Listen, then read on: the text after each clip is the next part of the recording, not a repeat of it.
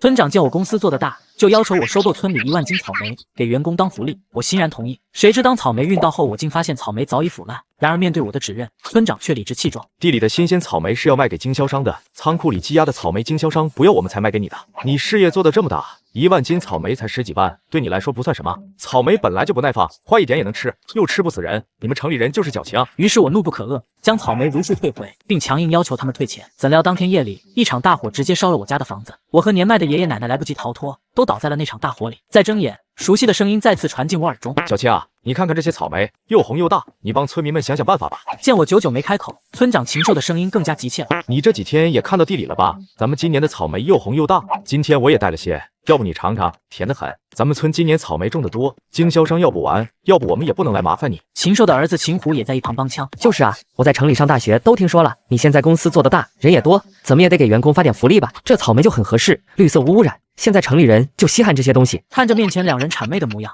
我心里的愤怒几乎就要压抑不住。这些草莓我收不了，村长还是请回吧。以后没事也少来登我们家的门。我爷爷奶奶年纪大了，不喜欢外人打扰。小青啊，话可不是这么说的，你是咱们村里最有出息的孩子，这村里人跟你低头不见抬头见的，这个忙你得帮啊。草莓是应季水果，要是再卖不出去就要烂在地里了，你可不能不管啊。做生意这种事本就有赢有亏，你们种这些草莓不也是为了挣钱吗？去年看隔壁村种草莓挣了钱，你们今年也种，结果种多了卖不出去，又想让我来给你们收拾烂摊子。我是企业家，不是慈善家，请回吧。不就是有2个臭钱吗？你赚什么？区10几万，对你来说算什么？这村里的人多少都跟你沾亲带故，你就这么狠得下心？你还真是个白眼狼。听说你们这些企业家最在乎名声，你也不去打听打听，我秦虎在大学里学的是什么？听到这儿，我眼睛眯了起来，正愁怎么对付他们呢，这秦虎就把办法送到我手上了，那就别怪我不留情面了。如今是新媒体时代，秦虎在大学里学的就是新传媒营销，是当下最热门的专业。对啊，小虎，你在大学里学的就是新媒体，想必肯定会利用舆论起号吧？我公司是真的收不了这些草莓，但是如果开直播在网上卖的话，肯定多少都卖得出去。再说了，你批发给我最多10几块1斤，卖给网友是零售，20、30块也不成问题。听到我的话，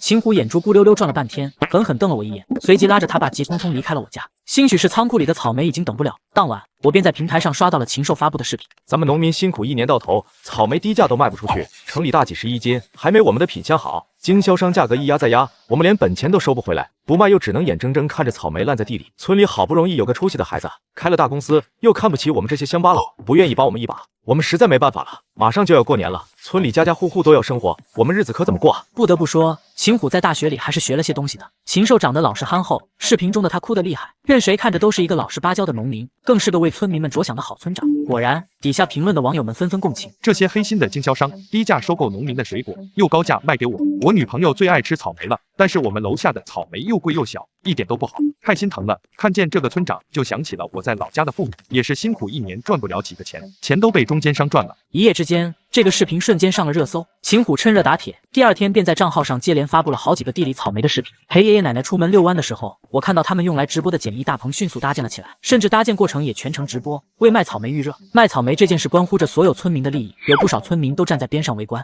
一看到我来，秦虎冷哼了一声，眼珠转了转，眼神落到了正在直播的手机上。片刻后，他低头在围观的村民间窃窃私语了几句。我心下暗叫不好，正准备带着爷爷奶奶离开，就看到他们围了上来。带头的婶子正是村长媳妇，她拦住我的去路，指着我便哭诉起来：小青啊，小青，你有了大出息，就看不上我们村里人了。你看看咱们这些村民啊，都是看着你长大的，你从小没了爹妈，我们谁没给过你2口吃的？昨天我男人想让你帮着大家想想法子，你居然把他骂了出来。就是啊，小青，你说说你，这些年挣了这么多钱，咱们什么时候麻烦过你？今年咱们实在没办法了才求你，谁知道你这么瞧不上我们？做人不能这么丧良心啊！你爹妈可还在天上看着呢。做人不能这么丧良心啊！你爹妈可还在天上看着呢。听到他们提爸妈，爷爷气得捂住胸口，看着随时都要倒下去。我不敢再跟他们纠缠，生怕刺激到爷爷，赶紧叫来司机将爷爷送到镇上的医院。所幸爷爷只是血压比较高，一时被气到了，没什么大碍。等从医院回到家，天已经黑透。照顾着爷爷奶奶睡下后，我才发现秘书给我打了无数个电话。副总，你快看看手机吧，咱们的官方号都被骂得关评论了，网友们现在都在抵制咱们公司，甲方们也纷纷找我们要说法，咱们的股价肯定也会受到影响的，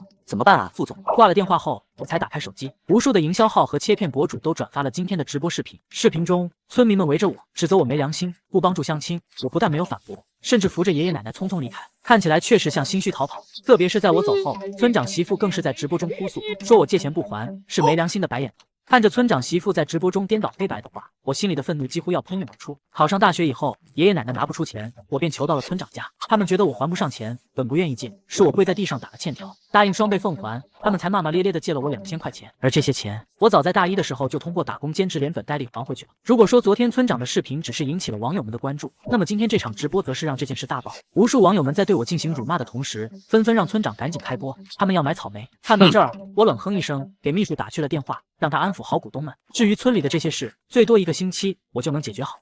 为了让他们第2天的直播热度更高，当晚我便录制了一个视频发给秘书。视频中我没有对今天村长媳妇直播中的内容做出任何解释，反而模棱两可的提醒大家，网上的东西不一定好，特别是水果这种生鲜，还是亲眼见到的才放心。果然不出我所料，这个视频一经发出，不止网友谩骂，就连禽兽和秦虎都找上了门。父亲，你是不是活腻了？你今天发那个视频是什么意思？你是要逼死我们啊？我们不就是想卖点草莓，你就要在网上抹黑我们？父亲啊，你可真是个白眼狼！你们卖草莓我不管，但今天直播的时候，你媳妇说的那些话是什么意思？这些事前因后果究竟如何？你们比我更清楚。为了卖草莓就能张嘴胡说吗？你们知不知道，我这么多年才经营起来的公司，会因为你们的几句话就毁于一旦？大家都是一个村的，你帮我们怎么了？随便2句话就能把那些网友骗得团团转，你看着吧，明天一开播，我们的草莓都要卖爆了。至于你的公司，要是被我们几句话就说垮了，说明你能力不行，不就是几个没脑子的网友？你连收拾他们的能力都没有吗？你是学新媒体的，想必比我更清楚水能载舟，亦能覆舟的道理吧？如果不是他们的善良，你们的草莓卖给谁？现在还没卖呢，你就敢这么出言不逊？秦虎啊秦虎，你的脑子跟你的名字可真匹配。话落，我没有再看他们一眼，而是一把抓起墙边的笤帚朝着他们身上招。他们见我动手，不想跟我再纠缠，仓皇跑走了。第2天，他们的直播如约开启，有了前2天的热度，他们开播不到10分钟，直播间就涌入了数十万人。我也开着小号进入了直播间，想看看他们的表演。说起来也是命苦啊。昨晚小青那孩子发视频暗示网上的生鲜水果有风险，我和我儿子就去了那孩子的家，想求他放过我们，可他不止不听，还拿着笤帚把我们打了出来。大家说说，我们是为了啥？还不是为了整个村子的村民们，要不大家可咋活啊？禽兽边说边将草莓展示在大家面前，大家看看，这草莓水灵着呢，咱们都是老实巴交的农民，种出的水果都是1等1的好，根本就不像他说的那样。他昨天发视频说那种话，不就是存心断我们的活路吗？直播间里的弹幕滚动的飞快。父亲怎么这么恶心啊？不帮忙就算了，怎么能这么抹黑别人啊？兄弟们，富士集团还没破产，在座的各位都有责任。草莓已下单，我先去富士集团的官方号一趟。网友们对村长的同情和对我的愤怒都达到了顶峰，直播间的草莓也销售的飞快。我大概算了一下，一个草莓礼盒里是3斤草莓，他们今天卖出了差不多2万单，也就是6万斤草莓。可据我所知，他们仓库里的草莓存货只有1万斤，这不够的草莓，他们要怎么发出去呢？可我的担心明显是多余的。听说直播结束还没到3天，他们的草莓订单便如数发了出去。当晚，禽兽就再次带着秦虎闯进了我家。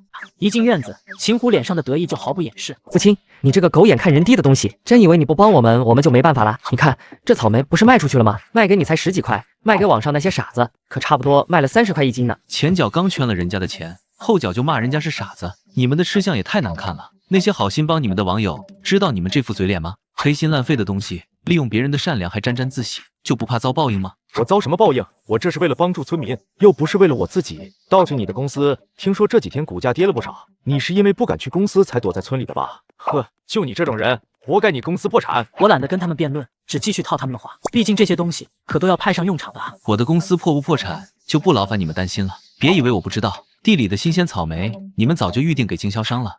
你们要卖的是仓库里那些快要放坏的草莓。不过我倒是很好奇，你们仓库里的草莓最多1万斤，这几天陆陆续续多发了5万斤，是哪来的？禽兽脸色一变，不知道我从哪里知道的这个消息。这几天我也看了来送货的货车，你们是从别的村子收的劣质草莓吧？估计跟你们仓库里的差不多，都是坏的卖不出去的。毕竟地里的已经卖给经销商了，你们赔不起违约的钱。但是我就纳闷了，你们就一点都不怕吗？他们收到货以后不会找你们麻烦吗？但是我就纳闷了，你们就一点都不怕吗？他们收到货以后不会找你们麻烦吗？你少在这吓唬我爹，草莓本来就不易保存，到时候什么借口都能用，能出什么事？再说了，现在的网友都是蠢猪，到时候我们只用哭一哭，求一求，把问题都甩给快递暴力运输，不就行了？其实我并不知道他们多出来的5万斤是哪里来的，只是按照他们狼心狗肺的性格猜测吧。谁知被我一炸，他们就全承认了。100块钱不是钱吗？就你们这副模样，说你们狼心狗肺，都是夸你们了。父亲，大家乡里乡亲的，你说话最好注意点。你倒是在城里住，你爷爷奶奶日后可是要继续待在乡下的。还有你那间公司，我要是你，现在就赶紧回去处理工作，说不定还能挽回点损失。他们离开后，我拨通了秘书的电话，公司破产，笑话。再过几天，我还要谢谢他们呢，给了我公司再上一层楼的机会。果然不出我所料，3天后，网友们都陆陆续续收到了草莓。他们的草莓本就是卖不出去，积压在仓库里，早就不新鲜了。更别说他们中间直播加上快递运输的时间。网友们收到草莓的时候，礼盒里早就惨不忍睹了。无数网友在网络上发布了开箱视频，怒斥禽兽发烂草莓。今天收到货本来很开心，结果一打开全是坏的，都发臭了，可不是嘛？那味道都把我恶心吐了。我寻思谁拉这儿装的老实巴交的，结果心都黑透了。拿这种东西忽悠人，他们当初装可怜卖草莓这件事本就热度极高，如今的开箱视频关注的人也很多。当晚，禽兽的账号再次发布了一条视频，我向大家发誓，草莓发出去的时候都是新鲜的，咱们都是挑的最大最好的草莓给大家装盒的。可草莓这种玩意儿本来就娇贵，放不了几天就会坏，路上磕碰也避免不了。咱们也是第一次这么买，不知道怎么包装防磕碰，我们也不知道这快递路上是怎么了，怎么把我们好好的草莓摔成了这个样子。我们就是地地道道的农民，搞不清楚网络这些事。我也是为了村民们能过个好年。对于农民们来说，这种出来的东西就是我们的孩子啊，我们肯定也不会故意给大家发烂草莓啊。视频中的村长声泪俱下，边解释边鞠躬，看起来格外真诚。果然，这一操作又激起了大家的同情心。大家别闹了，村长说的也没错，草莓这种东西本来就娇贵，磕碰不得。在网上买这种东西本来就要承担风险，大家也少说两句，可不是嘛？都是抱着助农心态来的，不然哪里买不到草莓啊？百把块钱的事儿，算了算了。看着这件事的热度在网上居高不下，我勾了勾唇角，拨通了秘书的电话。10分钟后，富士集团的官方账号发布了一条视频，视频中的地点赫然是爷爷奶奶家的院子。几年前我便让人在院子和家中都安装了24小时监控，就怕爷爷奶奶有什么事我不能及时知道。如今这摄像头算是帮了我大忙。3天前我就将视频发给了秘书，让他剪辑好了准备着，等的就是这一天。我点开官方账号发布的视频，禽兽两父子每次来找我都是晚上，村子晚上都安静，所以他们的声音都录制得格外清晰。卖给你才10几块，卖给网上那些傻子可差不多卖了30块1斤呢。现在的网友都是蠢猪，到时候把问题都甩给快递暴力运输不就行了？反正他们城里人有钱，一个草莓礼盒不到100块，难道谁还会专门来找我们麻烦吗？字字句句清清楚楚，更别说我还贴心嘱咐了秘书记得加上字幕。这个视频还带上了相关搜索关键字，视频刚一发出，浏览量就直接爆。以后网上还有能相信的吗？网上的人设还有能相信的吗？网友们好心好意帮他，他背地里骂我们是蠢猪，这还是人吗？虚假人设卖货就算了，还故意卖烂草莓，这心真是烂透了。这可是吃的东西，出了问题他们负得了责吗？我都快气疯了，100块钱不是钱吗？眼看着网友们对禽兽的愤怒达到了顶峰，半个小时后，我让秘书发布了第2条视频。第2条视频是我亲自录制的，视频中的我先是向大家鞠了一躬，随后一字一句开口道：事先我并不知道村长禽兽故意给大家卖烂草莓，但现在事情已经出了，我作为村里的一员，向大家做出承诺，我会积极跟进这件事的后续处理结果。大家不想等的话，可以凭购买截图联系富士集团的官方号，我们会按照订单截图先行垫付给大家退款。我从小便在村子里长大，村子里承载着我整个童年，如今也是我爷爷奶奶的居住地，我不希望因为这件事而毁了这个村子。无数网友在视频评论中为我摇旗呐喊。虽然副总是这个村里的人，但这件事跟副总又没有关系。副总真是有担当，要是我才不管他们呢，可不是嘛？人家格局大，怪不得能把公司做得这么好呢。同时，公司的公关部也放出了提前整理好的证据，其中包括我在隔壁修建的希望小学，我这些年资助的贫困生转账流水记录，以及给乡里村里修路的凭证。一时间，网络上风评大转，纷纷夸赞我是良心企业家。看着网上这些评论，知道此次公司危机解除，我心情大好，睡了一个好觉。第2天一大早，秘书便给我打来了电话，涨了，股价涨了，还是副总你有办法？不过副总，你为什么要帮他们赔偿啊？咱们准备的那些证据就足够推翻他们的话了，何必花这个钱呢？我笑了笑，没有多加解释。1斤草莓30元，他们卖了6万斤，哪怕所有人都找我退款，也不过180万。如今是新媒体时代，180万就能换来如此高的关注度，这可是500万推广费都不一定能打到底的效果，是一桩无比划算的买卖。这时，门外的吵闹声吸引了我的注意，我循着声音走出院门，远远的便看到无数村民闹到了禽兽家。你说吧，怎么办？你得赔钱给我们。当初是你说草莓挣钱让我们种的，现在这些草莓没了，钱我们也没拿到。就是啊，你必须给我们个说法，我们怎么办？禽兽被围在中间，动弹不得，正不知道如何解释。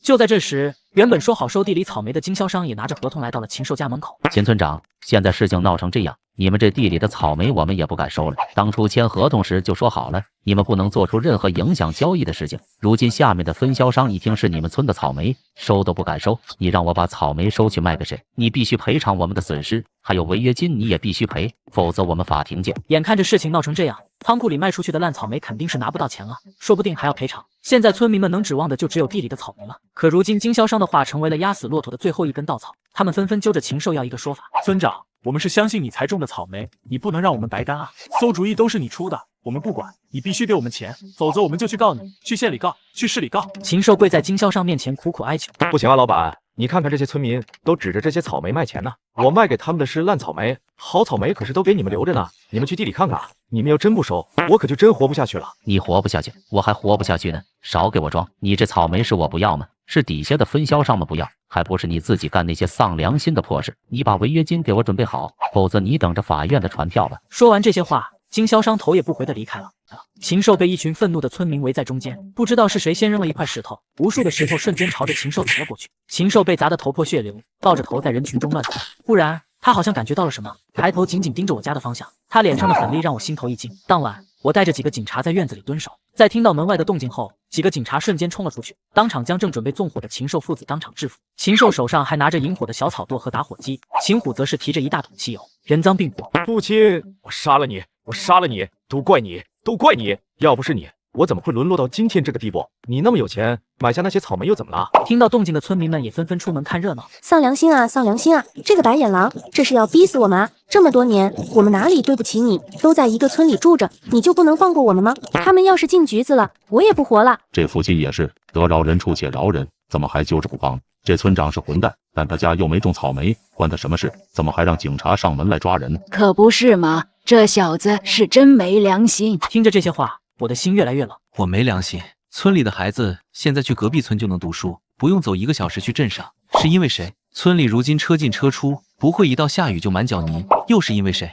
你们还在帮禽兽说话？你们知不知道这些年我打回来的盖学校修路的钱，他吞了多少？还有今天，我不抓他们，我就被他们父子俩烧死了。他们这是在杀人！我的一声声质问掷地有声，村民们面面相觑，有几个禽兽的亲戚小声嘀咕：“那又怎么样？你这么有钱，盖个学校、修个路算什么？何必拿出来说？可不是嘛！而且你说他们要烧死你，你这不是没事吗？又没出什么事，干嘛这么咄咄逼人？”我本来计划着在村里设立学习基金和贫困补助，让村里的孩子们能安心上学。如今看来是没必要了，与其花钱还落埋怨，我还不如得个清净。我话音刚落，刚刚还默不作声的村民们纷纷群情激昂起来，都开始疯狂讨伐村长一家人，生怕慢了一句。行了，都别闹了，人我们就带走了，纵火可是大罪，法律不会放过他的。你们这些村民，好好谢谢人家副总吧，要不是副总，你们村子哪有如今这副光景？看着警察押着禽兽父子远走的背影，我终于放下心来。我要告他们故意纵火，快递公司要告他们诽谤造谣，经销商要告他们违约，一时半会他是出不来了。他们走远后，我转身看向身后的村民们，暗自思量：这样的村子不待也罢，爷爷奶奶这次必须跟我一块去城里享福。至于村长媳妇和这些白眼狼村民，就让他们继续狗咬狗吧。